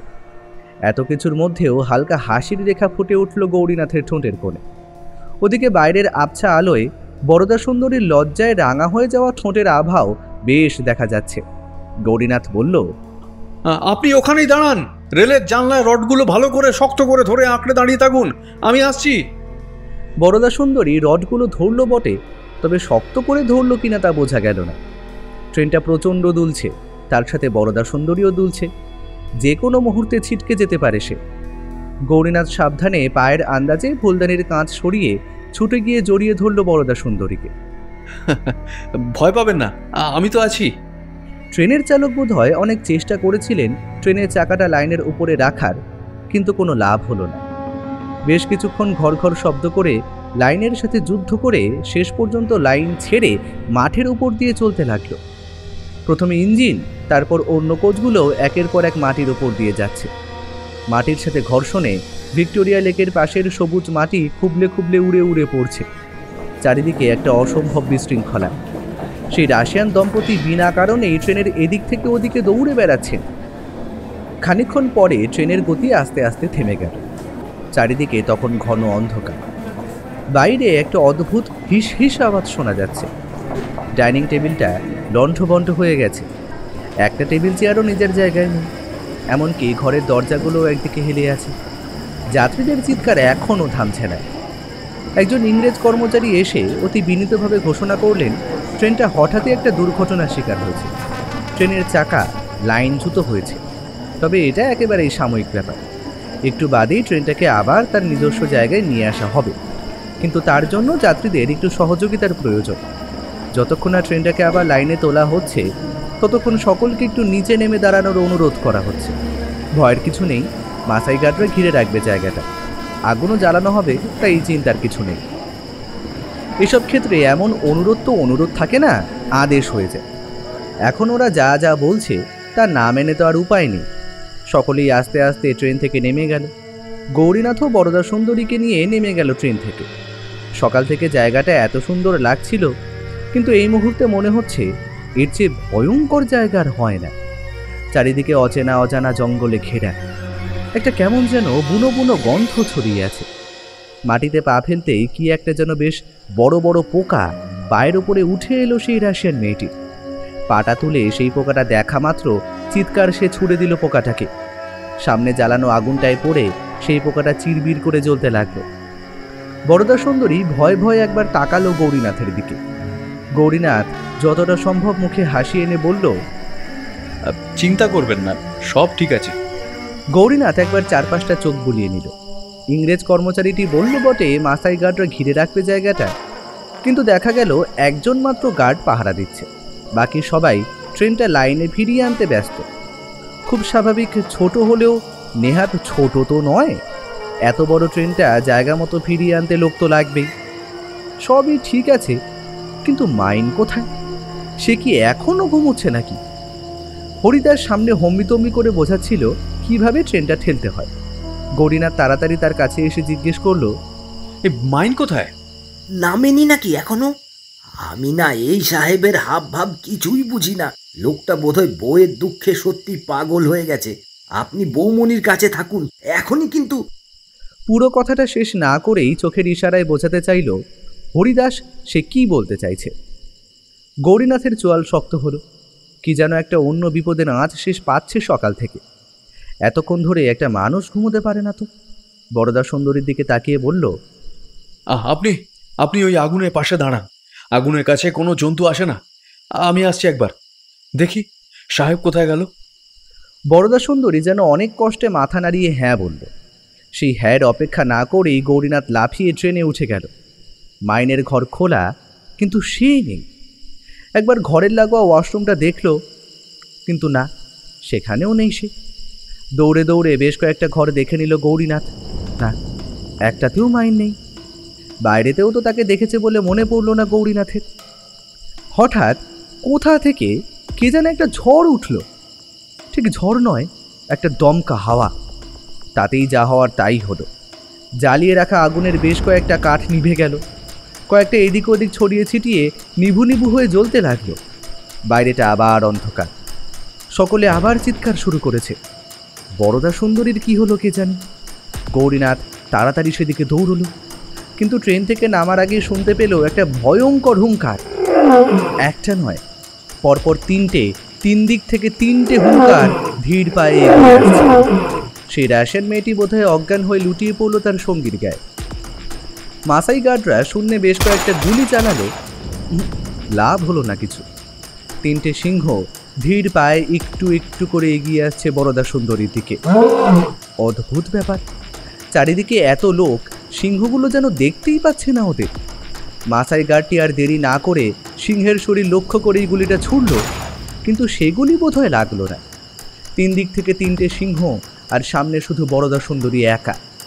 বিপদে পড়লে কিছু মানুষ হাত পা ছেড়ে কান্নাকাটি করে, আর কিছু মানুষ আছে যারা হাতের সামনে খড় কুটো যা আছে তাই আগলে বাঁচার চেষ্টা করে। বরদা সুন্দরী বোধ হয় সেই দ্বিতীয় দলের। 3টে সিংহ তার একেবারে কাছে এসে পড়েছে। এই বোধ হয় তারা ঝাঁপ দিল। হঠাৎ বরদা সুন্দরী সাংঘাতিক ক্ষিপ্রতায় সামনে পড়ে থাকা একটা জ্বলন্ত কাঠের টুকরো হাতে একেবারে খড়গ, হাতে মা কালীর মতো রুখে দাঁড়ালো। কাঠের আগুনটা নিভে নিভে এসেছিল। বরদা সুন্দরীর হাতে পড়ে কি জানি কি মায়ায় আগুনটা ছপ করে যেন জ্বলে উঠল। সিংহ 3টেও যেন এমন এক বীরাঙ্গনাকে চোখের সামনে দেখে থতমত খেয়ে গেছে। যে গতিতে তারা আসছিল ঠিক সেই গতিতেই তারা দুপা পিছিয়ে গেল। কিন্তু কি যেন এক অমোঘ টান, পিছিয়ে গিয়েও আবার গুটি গুটি পায়ে এগিয়ে আসছে সিংহগুলো। বরদা সুন্দরী এবার কাঠের আগুনটা সরাসরি সামনের সিংহের একেবারে মুখের কাছে নিয়ে গেল। আগুনের ছোঁয়া লাগলো কি লাগলো না বোঝা গেল না, কিন্তু সিংহটা ভয় পেয়ে বেশ খানিকটা পিছিয়ে গেল। এটাই বোধহয় সুযোগ। ভয় পেয়ে আছে সিংহটা। বরদা সুন্দরীর কাছ থেকে এমন অভ্যর্থনা আশা করেনি সে। এবার এগিয়ে এলো গৌরীনাথ। এতদিন সে বইয়ে পড়েছে, সত্যি মিথ্যে জানে না সে। নিজেকে কোনোদিন ওজনদানিতে না তুললেও আন্দাজে বলা যায় তার ওজন 70-75-এর বেশি হবে না। একটা পূর্ণবয়স্ক সিংহের ওজন 200 থেকে 250 কিলো। নিজের ওজনের থেকে প্রায় 3 গুণ বেশি ওজন তোলা তো আর মুখের কথা নয়, কিন্তু পৃথিবীতে বোধহয় কখনো কখনো অলৌকিক কাণ্ড ঘটে, আর আজ সেই রকমই একটা দিন। সিংহটা একটু ভয় পেয়েই ছিল। গৌরীনাথ সেই সুযোগটাই নিল। প্রথমে 2 হাতে সিংহের লেজটা ধরে টান দিল। না, সম্ভব নয়, শুধু লেজ ধরে টেনে এত বড় শরীরটা তুলতে পারবে না গৌরীনাথ। সিংহটা তখন দুদিক থেকে আসা এমন অভিনব আক্রমণে দিশেহারা হয়ে পড়েছে। আর দেরি করল না গৌরীনাথ। এক হাতে লেজ আর এক হাতে কেশর ধরে শরীরের সবটুকু শক্তি দিয়ে সিংহটাকে নিজের মাথার উপরে তুলে ফেলল গৌরীনাথ। সে এক বিকট পরিস্থিতি। সিংহটাকে মাথার উপরে তুলে ধরে আছে গৌরীনাথ। সিংহের ভারে একটু একটু করে মাটিতে হাঁটু গেড়ে বসে পড়েছে সে। আর ওদিকে সিংহটা তার বিশাল মুখ হাঁ করে গগন ফাটিয়ে চিৎকার করছে। একসময় মনে হলো এই চিৎকারে বোধহয় কিলিমাঞ্জারোর ঘুমন্ত আগ্নেয়গিরিও জেগে উঠবে। যখন দুজন যোদ্ধা নিজেদের মধ্যে দ্বন্দ্ব করে তখন অন্যরা একপাশে সরে এসে এই যুদ্ধ উপভোগ করে। অন্য দুটো সিংহ যেন দুপাশে সরে গিয়ে সেই যুদ্ধ দেখতে লাগলো। সিংহটা গলা ফাটিয়ে চিৎকার করতে করতে একসময় থেমে গেল। গৌরীনাথ আর ধরে রাখতে পারছে না অত বড় জন্তুটাকে। দরাম করে আছাড় মেরে ফেলে দিল সিংহটাকে। মাটিটা মনে হলো কেঁপে উঠল একটু। গৌরীনাথ নিজেও ধপ করে মাটিতে বসে হাঁপাতে লাগলো। সারা শরীরটা কাঁপছে তার। সামনে সিংহটা চিৎ হয়ে পড়ে আছে। স্পন্দন চিরকালের জন্যই থেমে গেছে কিনা বোঝা যাচ্ছে না। অন্য দুটো সিংহের মধ্যে এতক্ষণে বোধহয় সার এলো। একটা অজানা বিপদের আশঙ্কায় দুজনে দুজনের দিকে তীর বেগে ছুটে চলে গেল। এতক্ষণে ট্রেনের যাত্রীদের মধ্যেও যেন প্রাণের সঞ্চার হলো। রাশিয়ান দম্পতি দুজনে এসেই গৌরীনাথকে জড়িয়ে ধরল। বরদা সুন্দরীও হাতের কাঠটা ফেলে ছুটে এসে জড়িয়ে ধরল গৌরীনাথকে। সারাদিন কি এক বিশ্রী গন্ধে ব্যতিব্যস্ত বরদা সুন্দরী লজ্জাসরব ভুলে গৌরীনাথের বাগদাদি আতরের গন্ধে নাক ডুবিয়ে যেন স্বস্তি পেতে চায়। দুজনের শরীরই কাঁপছে উত্তেজনা আর পরিশ্রম। এই অবস্থায় ওরা বোধহয় ভুলে গিয়েছিল বিপদ একটা ধরাশায়ী হয়েছে ঠিকই, কিন্তু আফ্রিকার অন্ধকার জঙ্গলে বিপদের শেষ নেই। এবার আর কোনো হুঙ্কার নয়, কোনো আগাম সতর্ক বার্তা নয়। যে দুটো সিংহ একটু আগেই দৌড়ে পালিয়েছিল তাদেরই একটা ফিরে এসে কোনো প্রস্তুতি ছাড়াই আলিঙ্গনাবদ্ধ বরদা সুন্দরীর ঘাড়ের কাছে জ্যাকেটের অংশটা কামড়ে ধরে টেনে নিয়ে চলে গেল। গৌরীনাথ দুহাত দিয়ে প্রাণপণে বরদা সুন্দরীকে ধরে রাখার চেষ্টা করল, কিন্তু তার শরীরের সব শক্তি আগেই বোধহয় শেষ হয়ে গিয়েছিল। চলে গেল বরদা সুন্দরী, মুখ থুবড়ে পড়ে গেল গৌরীনাথ। কাসাবা কোথায় থাকে জানো হরিদাস? ট্রেন আবার চলতে শুরু করেছে। রাতের অন্ধকার কেটে গেছে আস্তে আস্তে করে। আর একটু দূরেই মাসাইদের বস্তি। সারাদিন আজ ট্রেনটা এখানেই থাকবে। মাসাই ছেলেরা অনেকে রেল কোম্পানিতে কাজ করে ভালো উপার্জন করছে, তাই বদান্যতা স্বরূপ মাসাই সর্দার একটা দিন সম্পূর্ণ এই ট্রেনের যাত্রীদের এখানে থাকার অনুমতি দিয়েছেন। অবশ্য কিছু শর্তও আছে। ট্রেনের কোনো যাত্রী মাসাই মহিলাদের অন্তরঙ্গ হওয়ার চেষ্টা করবে না, কিংবা তাদের ছবি তোলার চেষ্টা করবে না।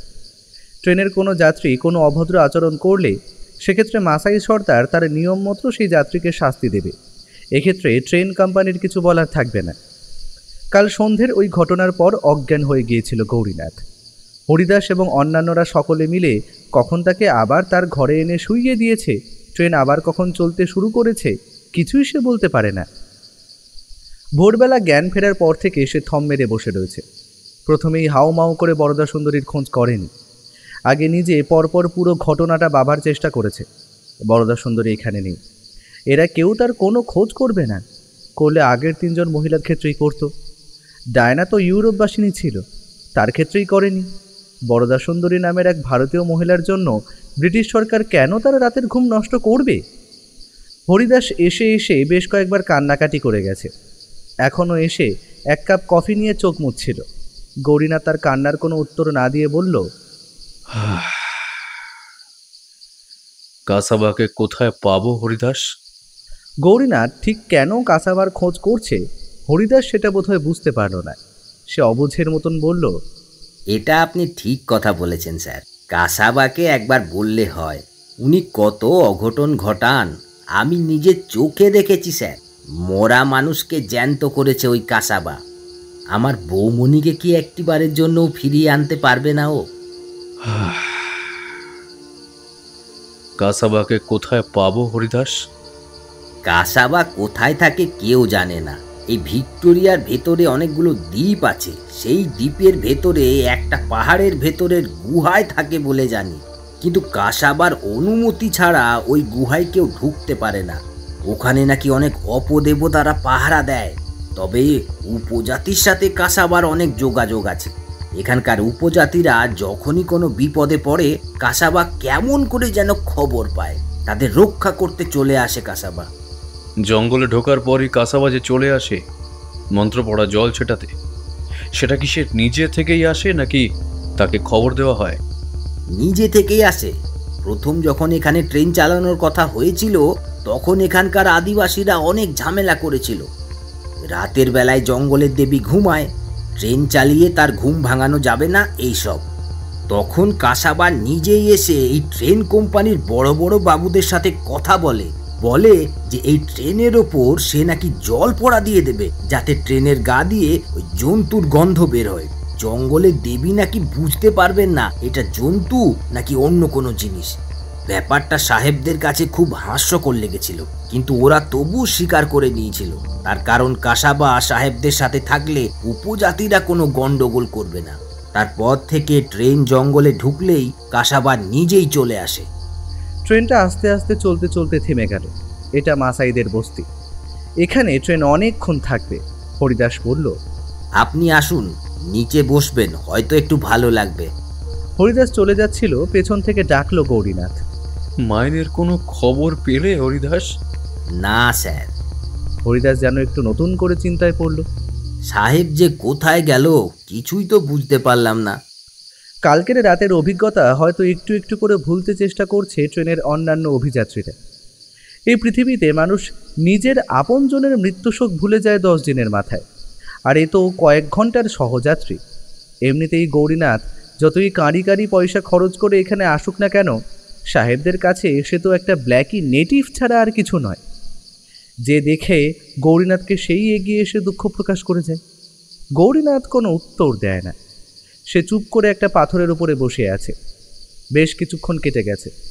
মাসাই রমণীরা নানা রকম পানীয় খাবার পরিবেশন করছে অতিথিদের। গৌরীনাথের সেদিকে কোনো হুঁশ নেই। You want cassava? একটা বিদঘুটে উচ্চারণে কে যেন বলল কথাগুলো। গৌরীনাথ চমকে তাকালো। নানা কথা ভাবতে ভাবতে কোথায় যে সে হারিয়ে গিয়েছিল তার ঠিক নেই। হঠাৎ সামনে দেখল, সামনে এক মাসাই যুবক দাঁড়িয়ে। কালকে যারা ট্রেন ঠেলছিল তাদের একজনই বোধ হয়। গৌরীনাথ উঠে দাঁড়ালো। তুমি জানো কাসাবা কোথায়? মাসাই যুবকটি মাথা নাড়িয়ে না বলল। অবাক ব্যাপার তো তারা জানে না, যখন তখন এই কথা জিজ্ঞেস করলো। কিন্তু কেন? মাসাই যুবকটি কি যেন ভাবল, তারপর চলে গেল সেখান থেকে। একটু পরেই কোথা থেকে যেন হরিদাসকে ডেকে আনলো। তার সাথে মাসাইদের নিজস্ব ভাষায় কিছু কথা বলছে যুবকটি। গৌরীনাথের চোয়াল শক্ত হলো। আবার একটা যুদ্ধের সময় এসে গেছে। হরিদাস বলল, স্যার, এই লোকটা তো বড় অদ্ভুত কথা বলছে। কাসাবা কোথায় থাকে তাও জানে না, তবে এই মাসাই গোষ্ঠীর নিয়ম আছে, কোনো বাইরের পুরুষ যদি মাসাই মেয়েদের অপমান করে তবে নাকি শাস্তি স্বরূপ তাকে কাসাবার গুহায় পাঠানো হয়। মাসাইদের সর্দারের কাছে কাসাবা নাকি মন্ত্রপুত জল দিয়ে গেছে, সেই জল ছড়িয়ে দিলে নৌকো নাকি এমনি এমনি কাসাবার গুহার দিকে যায়। তবে আজ পর্যন্ত যাদের এই শাস্তি দেওয়া হয়েছে তারা কেউ ফেরেনি। আমি যাব। কথাটা বলেই থমকে গেল গৌরীনাথ। এমনি এমনি তো যাওয়া যাবে না, এর জন্য তো মাসাই মহিলাকে অপমান করতে হবে। তা কি করে করতে পারে? গৌরীনাথ তো মরে গেলেও এই কাজ করতে পারবে না। আমি শুধু শুধু এই শাস্তি পেতে পারি না। হরিদাস কথাটা আবার তর্জমা করে জানালো সেই মাসাই যুবককে। সে মাথা নাড়ল। মাসাই সর্দার কখনো মিথ্যার আশ্রয় নেবে না। তাছাড়া কাসাবা সব কিছু টের পেয়ে যায়। সে যদি একবার বুঝতে পারে যে তার সাথে দেখা করার জন্য ছলনার আশ্রয় নেওয়া হয়েছে, তাহলে সারা বস্তিতে আগুন লাগিয়ে দেবে। কাসাবার অনেক ক্ষমতা। গৌরীনাথ চুপ করে দাঁড়িয়ে রইল। বোধহয় সে কি ভাবছে মাসাই যুবকটি সেটা বুঝতে পেরেছে। সে অল্প হেসে হরিদাসকে কিছু একটা বলল। হরিদাসও হাসতে হাসতে বলল, ছেলেটির নাম বারুম্বা। ওর প্রেমিককে বলবে অভিনয় করতে।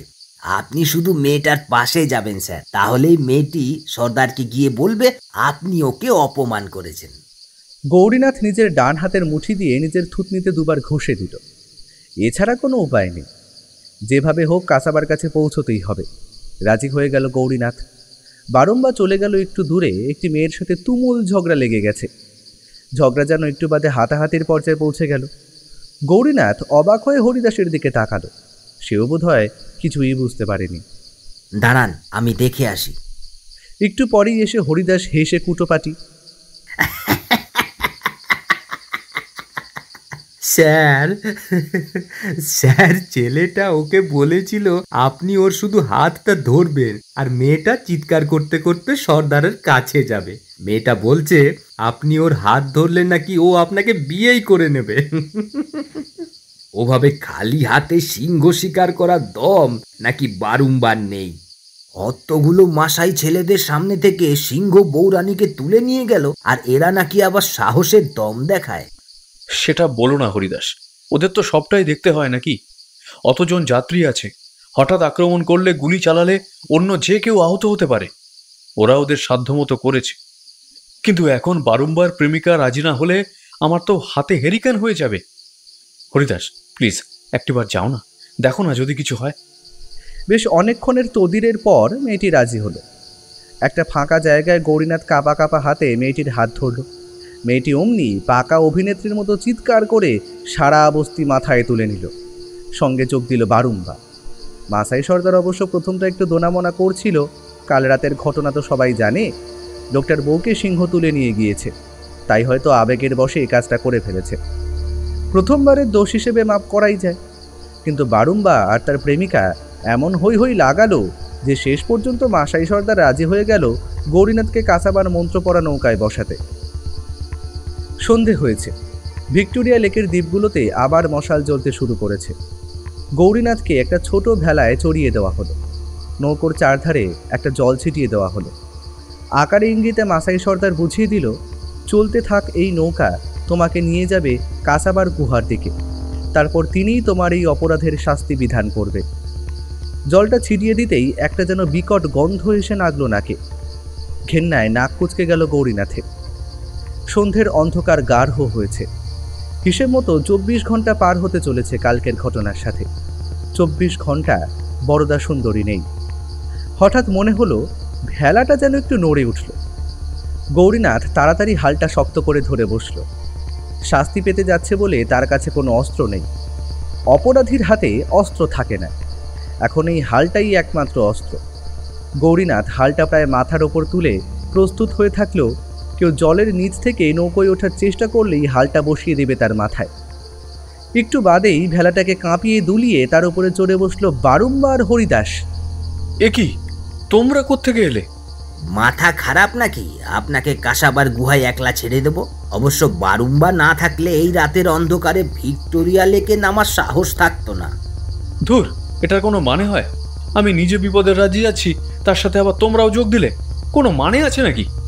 ওই যে দেখুন বারুম্বা কি বলছে।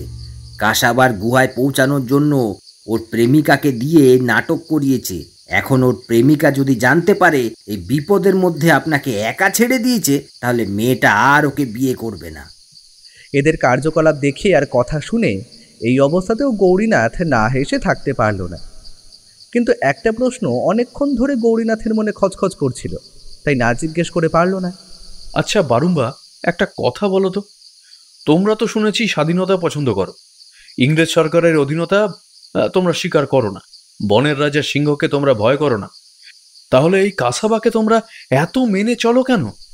হরিদাস কথাগুলো তর্জমা করে দিল বারুম্বাকে। বারুম্বা তার উত্তরে যা বলল তার অর্থ হলো, এই মাসাই বস্তি কাসাবার কাছে ভীষণভাবে ঋণী। কাসাবা জল ছিটিয়ে দিলে শিকার সহজে ধরা দেয় তাদের কাছে। তারা কেউ অসুস্থ হলে কাসাবা না ডাকতেই এসে তাদের উদ্ধার করে। আর সবচেয়ে বড় কথা, কাসাবার কাছে একটা পাথর আছে, সেই পাথরের কি নাম কেউ জানে না, কিন্তু সেই পাথরে ডোবানো জল খেলে নাকি জীবনে কোনোদিন বার্ধক্য আসবে না শরীরে। মাসাইরা বুড়ো হতে বড় ঘৃণা করে। কাসাবা এক ভয়ঙ্কর তন্ত্র সাধনা করছে 4 বছর ধরে। সেই তন্ত্র সাধনার সফল হলে নাকি এই পৃথিবীর অধীশ্বর হয়ে যাবে সে, ইংরেজ সরকারের চেয়েও বড় রাজা। কাসাবা কথা দিয়েছে, যেদিন সে পৃথিবীর রাজা হয়ে যাবে সেদিন সেই অজানা পাথরটা সে দিয়ে যাবে মাসাইদের। গৌরীনাথ চুপ করে শুনল কথাগুলো, তারপর অবাক হয়ে বলল, তাহলে তুমি কেন আমাকে সাহায্য করছো? তুমি নিশ্চয়ই এটা বুঝেছ যে আমি কাসাবার কাছে সাহায্য চাইতে যাচ্ছি না, বরং এই পুরো রহস্যের পিছনে কাসাবার হাত আছে বলেই আমি মনে করি। একটু চুপ করে কি যেন ভাবল বারুম্বা, তারপর বলল, মাসাইরা কেউ দয়া চায় না, কাসাবা দিন দিন কেমন যেন ওই চোখের কোণে লেগে থাকা কিরকিরে বালির মতো হয়ে চলেছে। লোকটাকে সহ্যও করা যায় না, আবার অস্বীকারও করা যায় না। আসলে মাসাইরা সিংহের সাথে কুস্তি লড়ে সারা জীবন বেঁচে থাকতে পছন্দ করে। কোনো জন্তুর হাতে যদি মৃত্যু হয় তবে মাসাইরা মনে করে তার স্বর্গলাভ হবে। কিন্তু যারা মরে না, শেষ জীবনটা বড্ড কষ্টের হয়। তাই বার্ধক্যকে খুব ভয় পায় মাসাইরা, আর সেই লোভটাই কাসাবা দেখায় মাসাইদের। গৌরীনাথ বোধহয় আরও কিছু জিজ্ঞেস করতেই যাচ্ছিল, কিন্তু একটা ভয়ঙ্কর কাণ্ড হলো এই সময়। ভেলাটা আবার দুলে উঠল, এত জোরে দুলে উঠল যে এই ছোট্ট নৌকোটা আর 3 জনের ভাড়া নিতে পারল না। সেই ভয়ঙ্কর অন্ধকারের মধ্যে 3 জনে ছিটকে পড়ল জলের মধ্যে। বারংবার চিৎকার করে উঠল, ডাইসি কই? স্যার, স্যার জলহস্তি স্যার, এটা সিংহের চেয়েও মারাত্মক। হরিদাস জলে প্রায় হাবুডুবু খেতে শুরু করলো। জলহস্তি মানুষ খায় নাকি? না স্যার, মানুষ খায় না, তবে মেরে ফেলে। সোজা মাথাটা ঢুকিয়ে নেবে হাঁ করে এর ভেতরে। অন্ধকারে জলের মধ্যে কিচ্ছু দেখা যাচ্ছে না। গৌরীনাথের চোয়াল শক্ত হয়ে গেল। আবার তার একেবারে সামনে একটা জলহস্তি বিশাল একটা হাঁ করে এগিয়ে আসছে সামনে। আর কোনো কিছু ভাবার সময় নেই। হাতে এখনও দাঁতটা শক্ত করে ধরা ছিল। জলে পড়ার পরেও সেটাকে ছাড়েনি গৌরীনাথ। একদম চরম ক্ষিপ্রতায় গৌরীনাথ জলহস্তির সেই বিশাল হাঁয়ের মধ্যে দাঁতটা ঢুকিয়ে দিল। দাঁতটা জলহস্তির নিচের আর ওপরের দুপাটি দাঁতের মধ্যে আটকে আছে। ভীষণ বিড়ম্বনায় পড়েছে জন্তুটা। না লাঠিটা ফেলতে পারছে, আর না সেটা গিলতে পারছে। হাঁটাও বন্ধ হচ্ছে না। প্রচণ্ড রাগে জন্তুটা জলের মধ্যে প্রবল দাপাদাপি শুরু করেছে। ভিক্টোরিয়া লেকের জল যেন উথাল পাথাল করছে। জন্তুটার চাপা হুঙ্কারে নিস্তব্ধ রাত্রি যেন কেঁপে কেঁপে উঠেছে। Sir, sir. হরিদাসের কাঁপা কাঁপা গলা শুনে পেছন ফিরে তাকালো। আর একটা জলহস্তি ধীর পায়ে অনেকটা এগিয়ে এসেছে। এত নিঃশব্দে জলের ভেতর গা ভাসি ভাসিয়ে এসেছে জলহস্তিটা, গৌরীনাথ কিছুই টের পায়নি। কেমন যেন ঘোঁট ঘোঁট করছে। এই বুঝি হাঁ করে মুন্ডুটা ঢুকিয়ে নেয়। কিন্তু সেই মুহূর্তে আর একটা কাণ্ড ঘটল। বারংবার জলহস্তিটার ওপর ঝাঁপিয়ে পড়ে একটা পা দিয়ে নিচের চোয়াল চেপে ধরল, আর দুহাত দিয়ে ওপরের চোয়াল। এই জলহস্তিটারও একই অবস্থা। হা বন্ধ না করতে পেরে জলের মধ্যে দাপাদাপি শুরু করেছে। বারংবার তার সর্বশক্তি দিয়ে চোয়ালটা ধরে আছে। ওপরের দুটো গজালের মতো দাঁতে বারংবার তালু প্রায় গেঁথে গিয়ে রক্ত বের হচ্ছে। জলহস্তিটা সেই রক্তের স্বাদ পেয়ে প্রবলভাবে মাথা নাড়ছে। বারংবার আস্তে আস্তে ছেড়ে দিল জলহস্তিটাকে।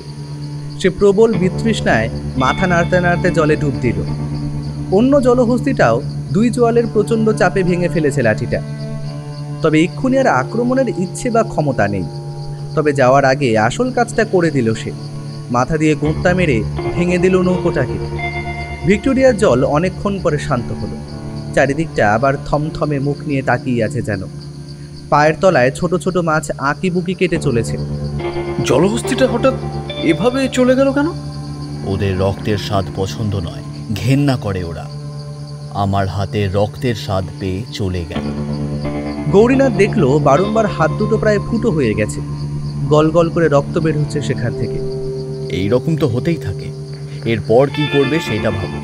হরিদাসের অবস্থা খুব খারাপ। এতক্ষণ জলের মধ্য থেকে সে বেচারা শীতে কাঁপছে। আমরা কাসাবার কাছে পৌঁছবো কি করে? নৌকার মধ্যে জল দিয়ে দিয়েছিল সর্দার। সেই জলের জন্য নৌকা আপনা আপনি পৌঁছে যেত কাসাবার গুহায়। কিন্তু এখন আমরা কোন দিকে যাব? মনে হচ্ছে আজ এই হ্রদের জলে ডুবে মরতে হবে। আমার হাত পা ঠান্ডা হয়ে যাচ্ছে। ঠিক তখনই একটা চিৎকার ভেসে এলো ডান দিকের কিছুটা দূরের একটা দ্বীপ থেকে। কে যেন ব্যথায় চিৎকার করছে।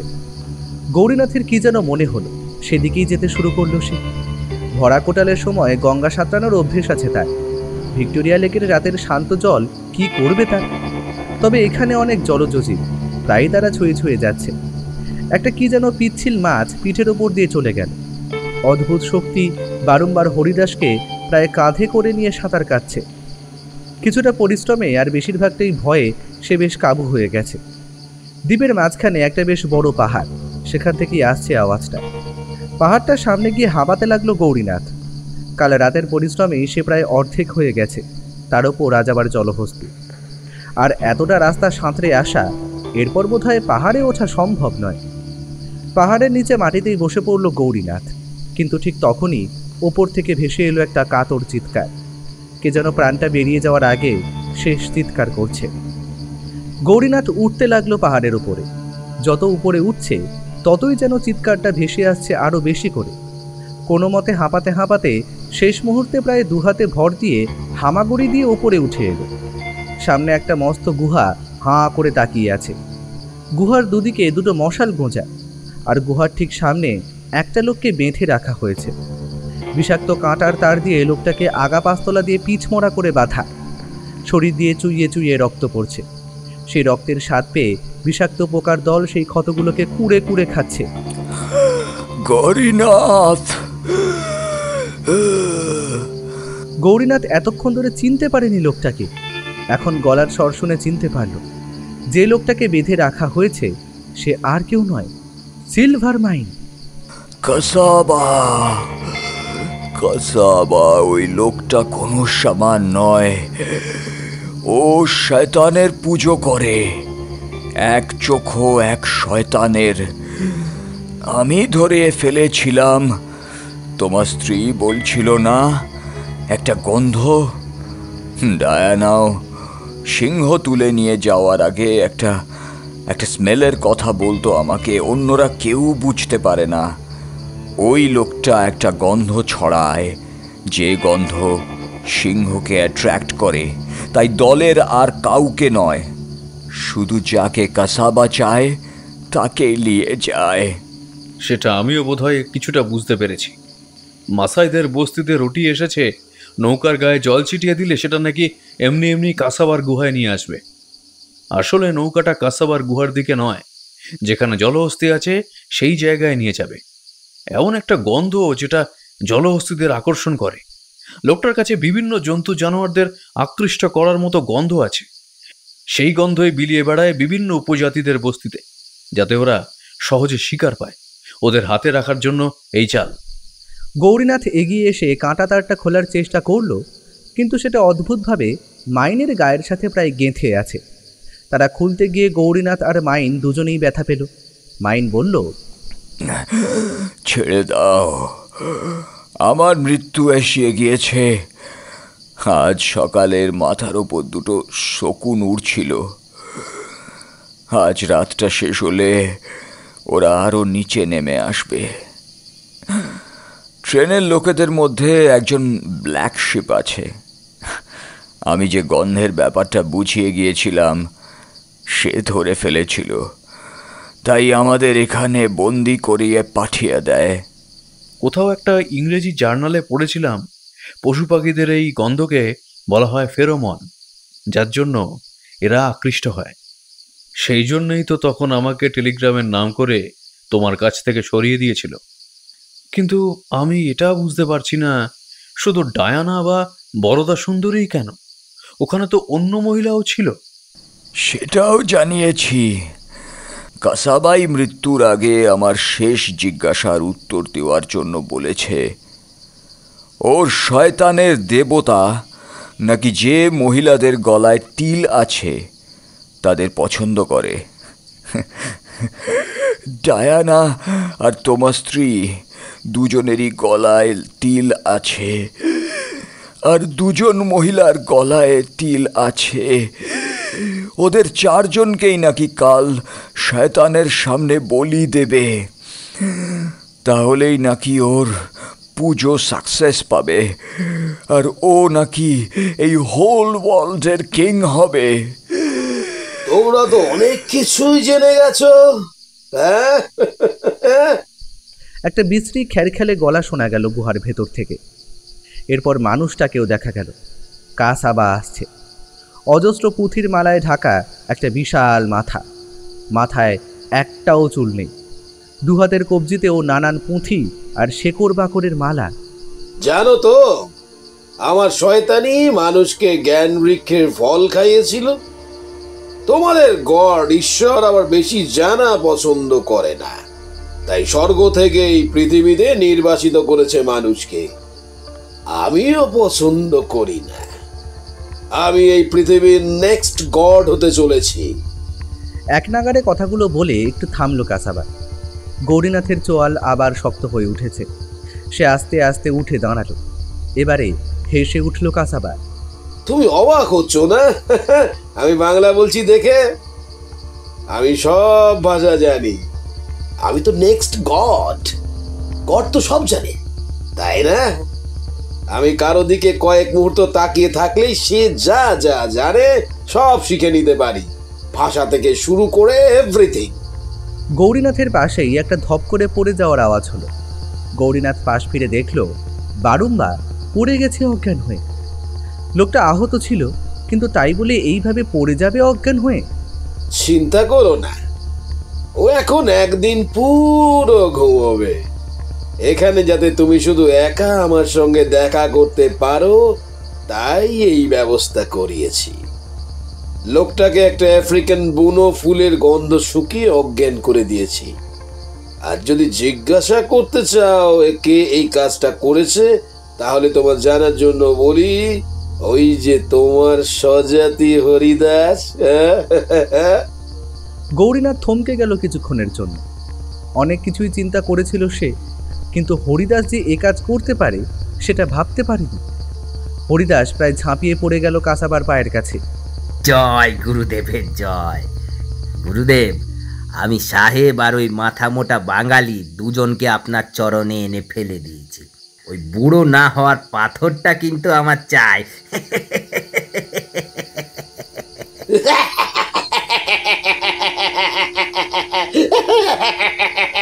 হবে হবে হবে, সব হবে। একটু বাদেই তো ভোর হবে। শকুনের দল নেমে আসবে গোয়ার ছাদে।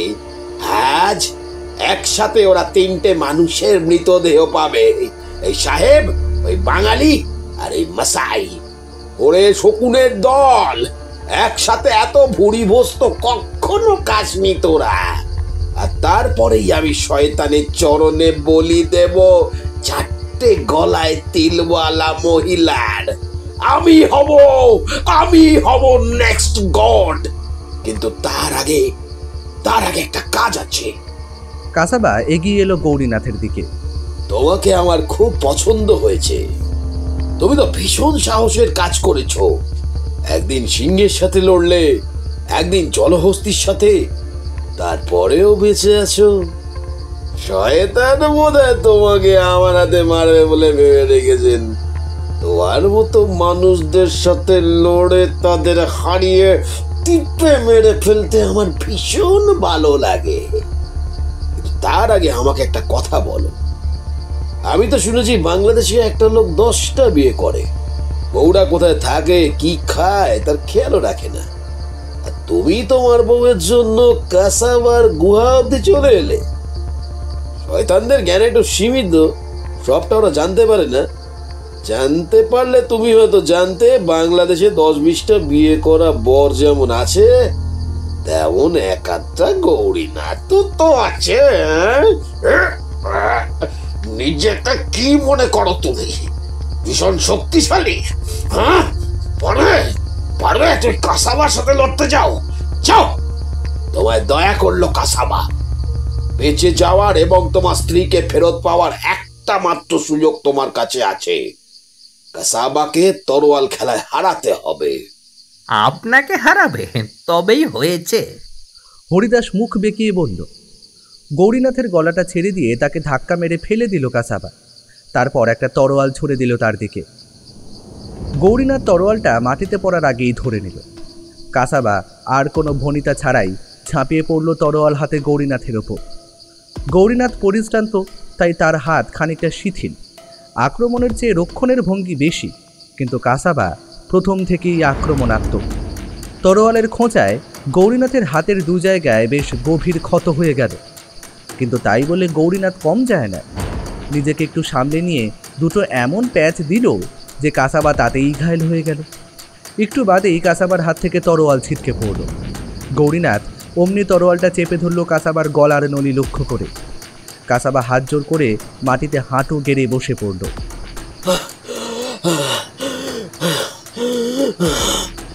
বুঝেছি, তুমি সত্যি বীর। আমাকে ছেড়ে দাও, আমি তোমার স্ত্রীকে ছেড়ে দেবো। শুধু আমার স্ত্রী নয়, যাদের যাদের তুমি ধরে রেখেছো সকলকে ছেড়ে দিতে হবে। ছেড়ে দেবো, সকলকে ছেড়ে দেবো। কাসাবার গলায় আকুল আরতি ফুটে উঠেছে। তরোয়ালটা সরিয়ে নিল গৌরীনাথ। এক মুহূর্তের অসতর্কতায় কাসাবা মুহূর্তে ঘুরে গিয়ে ঝাঁপিয়ে পড়ল গৌরীনাথের ওপর। কাসাবার ওই ভারী শরীরটার ভার নিতে পারল না গৌরীনাথ। হরিদাস অমনি কাসাবার ছিটকে পড়া তরোয়ালটা এগিয়ে দিয়ে বলল, একদম কেটে 2 টুকরো করে দিন গুরুদেব, এই লোকটাকে কোনো বিশ্বাস নেই। সেই মুহূর্তে পাহাড় কাঁপিয়ে একটা হুঙ্কার শোনা গেল। একটা সিংহ এগিয়ে আসছে। কাসাবা আবার বিশ্রীভাবে খ্যাঁক খ্যাঁক করে হেসে উঠল।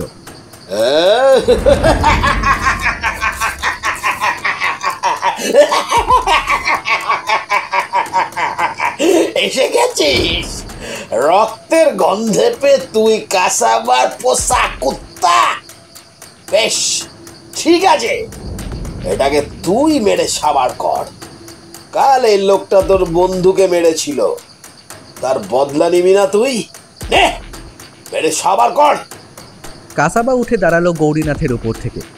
সিংহটা এক পা করে এগিয়ে আসছে। গৌরীনাথ চোখ বুঝল, আর বোধ হয় কোনো আশা নেই। একটা ভয়ঙ্কর হুঙ্কার শোনা গেল, তার সাথে একটা আর্তনাদ। গৌরীনাথ চোখ খুলে দেখে অবাক কাণ্ড। সিংহটা তার সর্বশক্তি দিয়ে ঝাঁপিয়ে পড়েছে কাসাবার উপরে। 4 পা দিয়ে দাঁড়িয়ে আছে তার বুকের ওপর। আর তার চেয়েও অবাক কাণ্ড, পেছনে আসছে আর একটা সিংহ, আর তার উপরে বসে আছে বরদা সুন্দরী। অন্য 3 জন মহিলাও পেছনে পেছনে আসছে। আসলে ওই কাসাবা সিংহগুলোকে কি সব জড়িবুটি খাইয়ে বশ করে রেখেছিল। একটা সিংহ আপনার কাণ্ড দেখে যে পালিয়ে গিয়েছিল কাসাবার গুহায়, ফিরে আসবার পর কাসাবা ওকে আমাদের সামনেই কাটা চাবুক দিয়ে মারে। সারা রাত বেচারাকে খেতেও দেয়নি। সেদিনই ওর সাথে আমার ভাব হয়ে যায়। আসলে কাসাবা সিংহটাকে কুকুরের মতো দেখলেও ও তো আসলে কুকুর নয়, ওর মনেও বিদ্রোহ জন্ম নিয়েছিল। কাসাবা সিংহগুলোকে আমাদের পাহারায় রাখলেও আমি ওদের বশ করে নিয়েছিলাম আমার ভাগের খাবার দিয়ে। বারংবার সংকেত পাঠিয়ে মাসাই বস্তি থেকে আর একটা নৌকার ব্যবস্থা করেছিল। তবে কাসাবা আর হরিদাসকে তাদের পোষা সিংহের হাত থেকে কেউ বাঁচাতে পারেনি। সিংহ দুটোর যে কি প্রবল ক্ষোভ জন্মেছিল কাসাবার ওপরে, তা তাদের ওইভাবে ছিঁড়ে কুটি কুটি করে খাওয়া দেখে বোঝাই যায়। কাসাবার গুহা থেকে সেই অজানা পাথরও পাওয়া গিয়েছিল, তবে মাসাই সর্দার সেটা আবার ভিক্টোরিয়ার জলে ফেলে দিয়েছে। লোকটা যে এত ঘৃণ্য কাজ করে মাসাইরা তা জানতো না। মাসাইরা এমন শয়তানের ধন স্বীকার করবে না। মাসাইরা এই ট্রেন কোম্পানিতে খবর দিয়েছিল। তারা গৌরীনাথ আর মাইনের জন্য বিশেষ ট্রেনের ব্যবস্থা করেছে। অন্য 2 জন মহিলাকেও নাইরোবিতে ফিরিয়ে আনা হচ্ছে। তাদের পরিবারের সাথেও যোগাযোগ করা হচ্ছে। আমাদের দেশের মেয়েরা মা সিংহ বাহিনীর পুজো করে, তাই সিংহ তাদের পোষ মেনে যায় খুব তাড়াতাড়ি। অনেকদিন বাদে গৌরীনাথের মুখে হাসি ফুটেছে, কিন্তু সে হাসির মধ্যেও যেন একটা হালকা বিষাদ আছে। সে বিষাদ বরদা সুন্দরীকে স্পর্শ করল। কি হলো? কি চিন্তা করছেন? ওই কাসাবার গুহার খোঁজ পেতে বারংবার প্রেমিকার হাত ধরতে হয়েছিল, তাই জন্য লজ্জা পাচ্ছেন? তা সে মেয়েটি তো আপনাকে রাখি পরিয়ে ভাই বানালো, ওদের বিয়ের নেমন্তন্নও করলো। তবে এই আফ্রিকায় বোধহয় আর আমাদের আশা হবে না। না, সে কথা আমি ভাবছি না। আসলে একটা কথা আপনাকে জানানো হয়নি। কি কথা? এই ট্রেনকে ঘিরে যে একটা রহস্য দানা বাঁধছে, আর এর সাথে ট্রেন কোম্পানির কেউ একজন জড়িয়ে আছে, সেটা আমি জানতাম। হাউটন সাহেব আমাকে বলেছিলেন। আমি ওকে কথা দিয়েছিলাম আমার দ্বারা যতটা সম্ভব আমি সাহায্য করব। আসলে আমি জেনে শুনেই আপনাকে এই বিপদে নিয়ে এসেছিলাম। যেহেতু এটা বিবাহিত দম্পতিদের জন্য, তাই আপনাকে ছাড়া এখানে আমি আসতে পারতাম না। পারলে আমাকে ক্ষমা করবেন। বরদা সুন্দরী এগিয়ে এসে গৌরীনাথের বুকে মাথা রাখলেন। আবার সেই বাগদাদি আতরের গন্ধ, এ যেন এক পরম আশ্রয়।